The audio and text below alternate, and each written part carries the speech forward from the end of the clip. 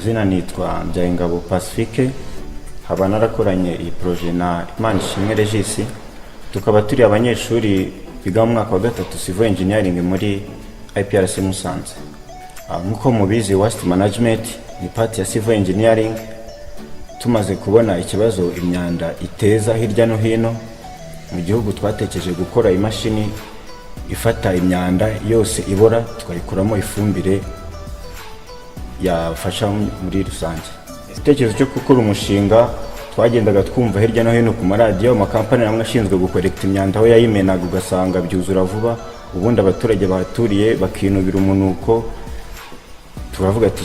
Turavuga tuti iyi mashini igabanya volume y'imyanda kandi ihita imyanda ikozwe ihita isubizwa mu murima ikabyazwa umusaruro, ugasanga ko byakemura ahantu kuba hita huzura vuba imyanda imenwa. Umushinga wacu abantu ba mbere na mbere twari twatagetinze ni abaturage begera ahantu hamenwa iyo myanda yose. Umuntu ukabije binubiraga indwara zituruka ku mwanda biturutse kuba ibiguruka usanga bijya aho hantu bigafatamo bimwe bigenda bitatanya mu baturage.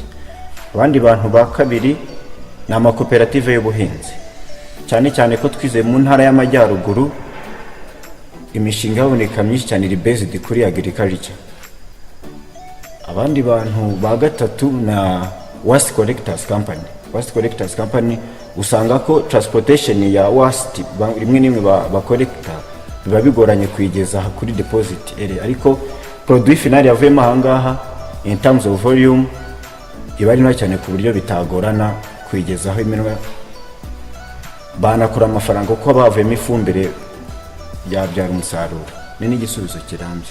Imashini nkuko mubibona muri IPRC intego ya mbere ubundi twibanda ku bintu biri tekinike gukora. Nkuko mubibona ngaha mu Dusanze ni muri workshop niho twanayikoreye, ni ibintu byoroshye twayikoreye imashini.